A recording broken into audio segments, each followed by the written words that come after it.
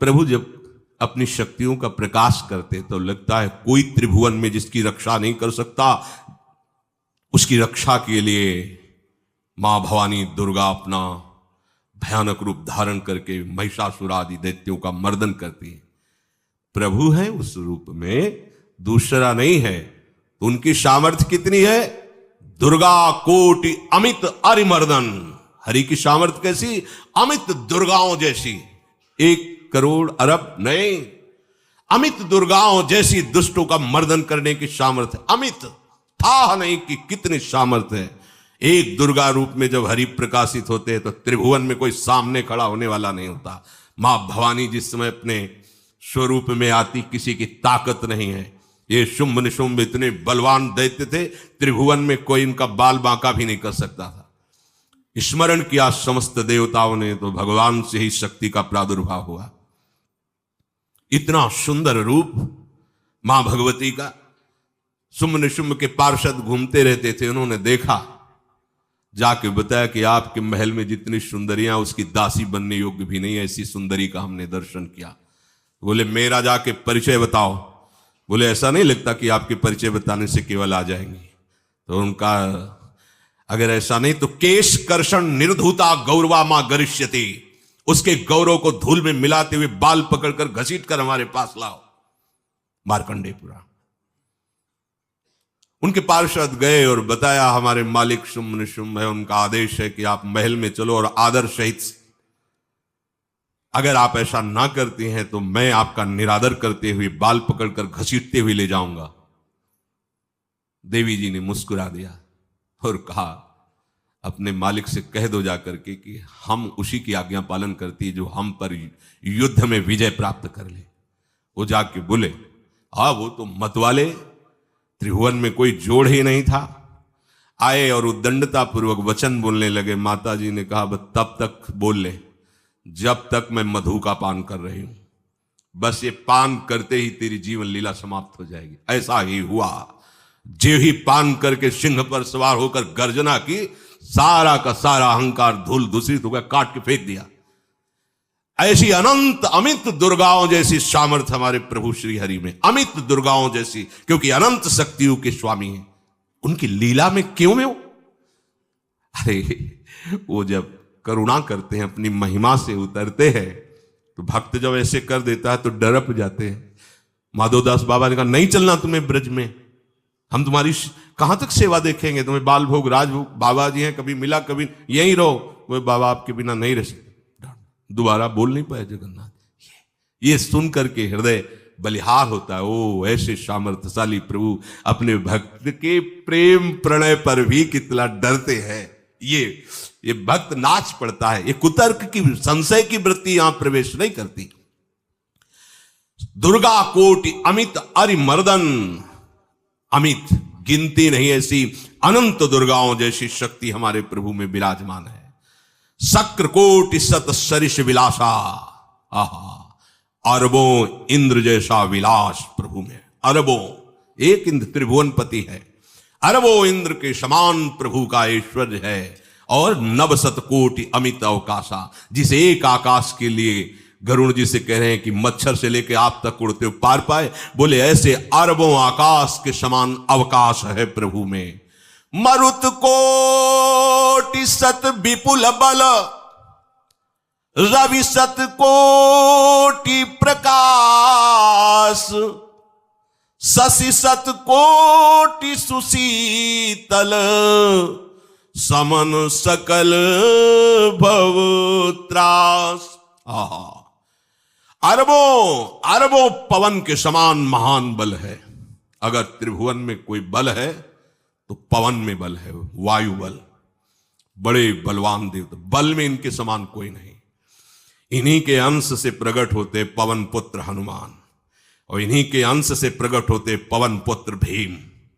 बेजोड़ बलशाली महात्मा, दोनों महात्मा बेजोड़ बलशाली। जेहगिर चरण दे हनुमंता, चले उसोगा पाताल तुरंता। जिमि अमोघ रघुपति कर बाना, ये ही भांति चले हनु। किलकार दे तो राक्षसियों के गर्भ गिर जाते थे। ऐसे महान बली हनुमान जी। और भीम का क्या कहला है? जब ये देव पुष्प उड़ करके आया और द्रौपदी जी को दिया गया, तो द्रौपदी जी ने कहा इसका जोड़ होना चाहिए इस पुष्प का। सबसे कहा पर किसी ने नहीं सुना। भीम ने कहा कहीं भी मिलेगा मैं इससे लाएंगे। ऋषियों ने समझाया कि आगे मत बढ़ो, ये यक्षों की भूमि है, युद्ध हो जाएगा और तुम्हें तैयारी करनी है हस्तिनापुर के लिए, और तुम इधर, वो सब दिव्य हैं, पवन पुत्र हैं, किसकी माने। अपने वेग को बढ़ाया तो महाभारत में पढ़ के देख लो, इनके चलने के वेग से वृक्ष उखड़ उखड़ कर गिर रहे थे। ऐसे जब चल रहे थे तो चलने के वेग से वृक्ष उखड़ जाते थे भीम के। तो हनुमान जी ने सोचा किसी के समझाए तो समझेंगे नहीं, तो आगे पवन पुत्र ही बैठ गए, बूढ़े बानर का वेश लेकर, लंबी पूंछे से। मार्ग में मर्यादा है, किसी पशु को भी नहीं लांघना चाहिए।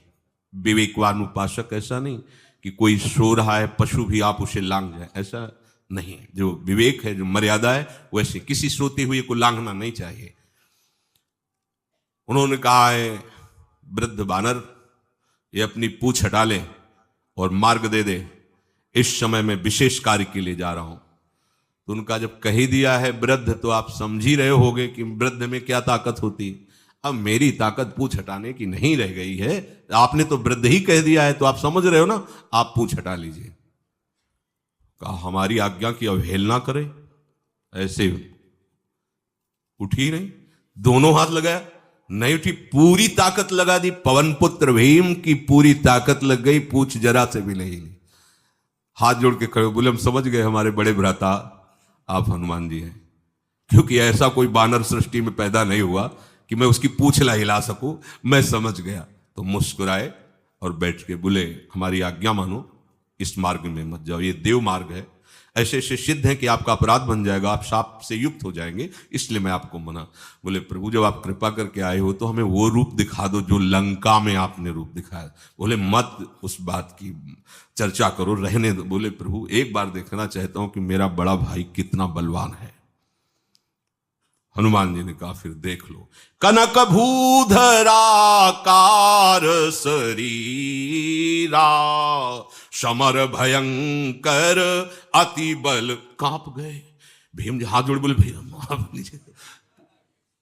स्वर्णिम कांति, वो भयानक उनका रुद्र रूप, कांप गए भीम, कांप गए।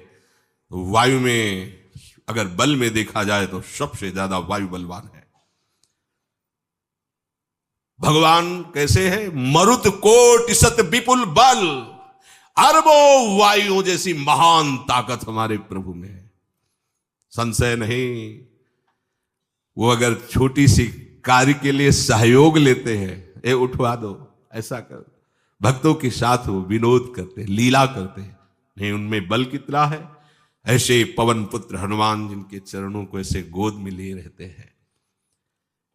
एक उपनिषद में चरित्र आता है कि असुरों पर विजय प्राप्त करने के कारण देवताओं को गर्व हो गया और सभा में नृत्य गान चल रहा था। भगवान जब किसी पे गर्व करते हुए देखते हैं तो उनको अच्छा नहीं लगता। फिर सृष्टि के विधान के प्रधान अधिकारी जब देवतागण और देवराज इंद्र और उन्मत्तता, विजयश्री में उन्मत्तता आ जाती है, तो भगवान ने एक यक्ष का रूप धारण किया और सभा के प्रधान द्वार पर दिखाई दिए। देवराज इंद्र ने कहा कि पता लगाओ ये कौन है, बिना आज्ञा के, बिना सूचना के कैसे आ गया है, क्योंकि त्रिभुवन पति है ना। अग्नि देवता ने कहा मैं जाता हूं, पता लगा के आता हूं, क्योंकि किसी बलवान का परिचय पूछने के लिए निर्बल को नहीं भेजा जाता। अग्निदेव गए और कहा आप अपना परिचय दीजिए, कौन हो और यहां कैसे आए हो। तो उनका परिचय लेने के पहले हम आपका परिचय जानना चाहते हैं, आप कौन हो। तो उन्होंने कहा कि मैं अग्निदेव हूं, सामर्थ्य आपकी, त्रिभुवन को उपले की तरह भस्म कर सकता हूं। मैं समस्त प्राणियों के उदर में बैठकर अन्न और जल का पचाकर जीवन दान देता हूं, जीवन पोषण करता हूं। अच्छा, एक दिन का फेंका, हम तुम्हारी बात तभी प्रमाणित, ये उपनिषद की बात, हम तुम्हारी बात तभी प्रमाणित मानेंगे जब तुम इस तिनके को जला दोगे। अब कोई अग्नि देवता से तिनका जलाने की बात कहे, सहज में दृष्टि डाली, कुछ नहीं हुआ, पूरा पावर लगा दिया। यक्ष जी ने मुस्कुरा कर कहा तुम तो कहते थे पूरे त्रिभुवन को उपले की तरह जला दूंगा, अब ग्रीवा झुकाई पहुंचे। देवराज इंद्र ने कहा कौन है? बोले असमर्थ रहा उनका परिचय जानने में, वायु देवता। आप अपना परिचय बताइए। तो आप अपना परिचय जो आए हो तो हमें पहले बताओ, तब हम अपना परिचय दें। तो उनका मैं महान देव वायु हूं, बल आपका, संपूर्ण जीवों का जीवन हूं। अगर मैं रुक जाऊं तो एक भी क्षण सृष्टि टिक नहीं सकती, क्योंकि सब वायु से जीवित है, और मैं पूरे ब्रह्मांडों को तिनके के से उड़ा सकता हूं। ये तिनका है, उड़ाओ। पूरी ताकत लगा दी वायु देवता ने, तिनका नहीं उड़ा। ग्रीवा झुकाई, वापस चले गए। अब देवराज इंद्र उठे, जे ही नजदीक पहुंचे यक्ष अंतर्धान हो गए और देखा साक्षात ब्रह्म विद्या दूर से मूर्तिमान ब्रह्म, और डांट लगाई कि तुम उनसे संभाषण करने योग्य भी नहीं हो, क्योंकि तुम सबसे बड़े सिंहासन पर बैठे हो और अहंकार करते हो। तुम्हारे देवता सब सामर्थ्यहीन है, एक तिनका भी अग्नि नहीं जला सका, एक तिनका भी वायु नहीं उड़ा सका। अरे जिनकी शक्ति से शक्तिमान वो भगवान स्वयं आए हुए थे, कांप गए थे। अहंकार मत करो, जाओ। भगवान के बल से तुम विजयी हुए, देवताओं के बल से नहीं। देवताओं में जो शक्ति है वो उन्हीं के अंश से आई हुई है। अरबों वायु के समान महान बलशाली हमारे श्री हरि, अरबों सूर्यों के समान उनका प्रकाश, अरबों सूर्यों के समान प्रकाश, अरबों चंद्रमाओं के समान सुशीतलता, समस्त भयों और दुखों का नाश करने वाले प्रभु श्री हरि। काल कोटि सत सरिस अति, दुस्तर दुर्ग दुरंत, धूम के तु सत कोटि सम, दुराधरस भगवंत। अरबों कालों की सामर्थ्य, अरब नहीं अरबों कालों की सामर्थ्य भगवान, एक काल अनंत ब्रह्मांडों में तांडव मचाए रखा है। अरबों काल, अमित बलशाली, अत्यंत दुस्तर, दुर्गम, दुरांत। कौन? प्रभु श्री हरि। अरबों धूमकेतुओं के समान अत्यंत प्रबल सामर्थ्यशाली, प्रभु अगाध सत कोटि पताला, शमन कोटि सत सरिस कराला, तीरथ अमित कोटि सम पावन, नाम अखिल अघ पूग नशावन। कितने अथाह हैं प्रभु? बोले अरबों पाताल से भी बढ़कर, अरबों पाताल से भी बढ़कर गहरे हैं, कोई था नहीं पा सकता। कितने भयानक हैं? अरबों यमराजों से भी ज्यादा भयानक प्रभु श्री हरि है। अनंत कोटि तीर्थों को भी पावन करने वाले परम पवित्र जिनके श्री चरण है वो तीर्थपाद श्री हरि है। अनंत तीर्थों की उनका नाम ही संपूर्ण विश्व के पाप समूहों का नाश करने में समर्थ है। हिमगिरि कोटि अचल रघुवीरा, सिंधु कोटि सत समगंभीरा, कामधेनु सम कोटि। आहा, देखो अब किसके सामने तुम्हें हाथ पसारने की जरूरत है? समझो, अगर अपने प्रभु को जान जाओगे, समझ जाओगे, तो फिर कहीं इधर उधर झांकने की जरूरत नहीं, किसी के सहयोग की जरूरत नहीं। कैसे प्रभु?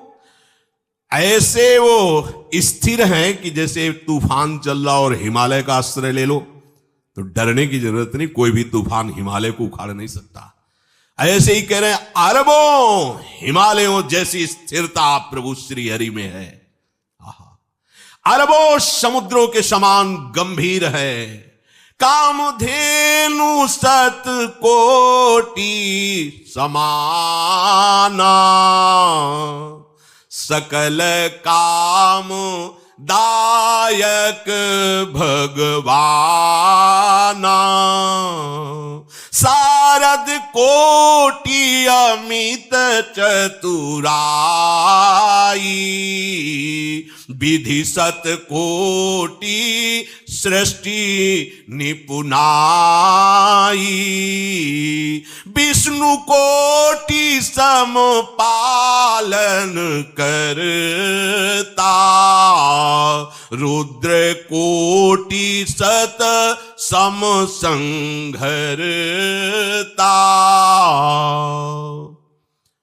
अरबों कामधेनुओं के समान प्रभु श्री हरि हैं। एक कामधेनु मिल जाए तो निहाल हो जाए, है हमारे श्री हरि कैसे अरबों कामधेनुओं के समान है। इच्छित कामनाओं की पूर्ति कर दे उसे कामधेनु कहते हैं। प्रभु में कितनी चतुरता है, अनंत कोटि सरस्वतियों की एक सरस्वती ब्रह्मांडों का संचालन करती है, बुद्धि के अधिष्ठात्र देवी हैं। यहां क्या हमारे श्री हरि अनंत कोटि सरस्वतियों की चतुराई समाई हुई है। अरबों ब्रह्माओं के समान सृष्टि रचने में समर्थ। एक ब्रह्मा प्रकट कर दिया, एक वैभव प्रकट हो गया।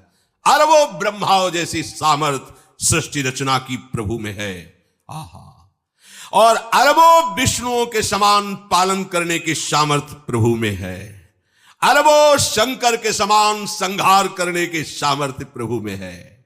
धनद कोटि सत सम धन वाना, माया कोटि प्रपंच निधाना, भार धरन सत कोटि अहिसा, निरवधि निरूपम प्रभु जगदीसा। अरबों कुबेरों के समान धनवान है।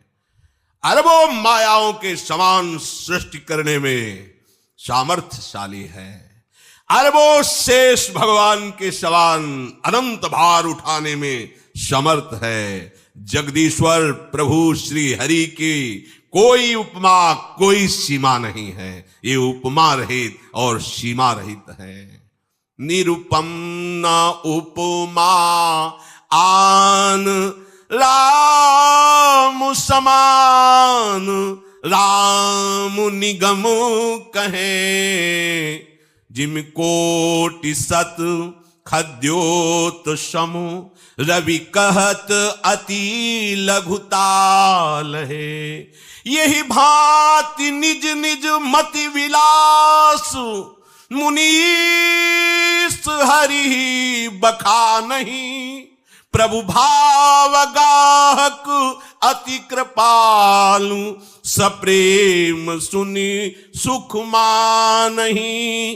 प्रभु भाव गाहक अति कृपालु, सप्रेम सुनि सुख मानहि। प्रभु श्री हरि उपमा रहित हैं। उनकी कोई अनंत ब्रह्मांडों में किसी से उपमा नहीं दी जा सकती। प्रभु के समान केवल प्रभु हैं, ऐसा वेद कहते हैं। अरबों जुगुनियों के समान यदि सूर्य को कहा जाए तो सूर्य का अपमान होता है, सम्मान नहीं। ऐसे ही जो अभी तक वर्णन किया गया उसको समझो। अरबों जुगनुओं के समान यदि सूर्य को कहा जाए तो सूर्य की प्रशंसा नहीं, एक तरह से अवहेलना है। आहा।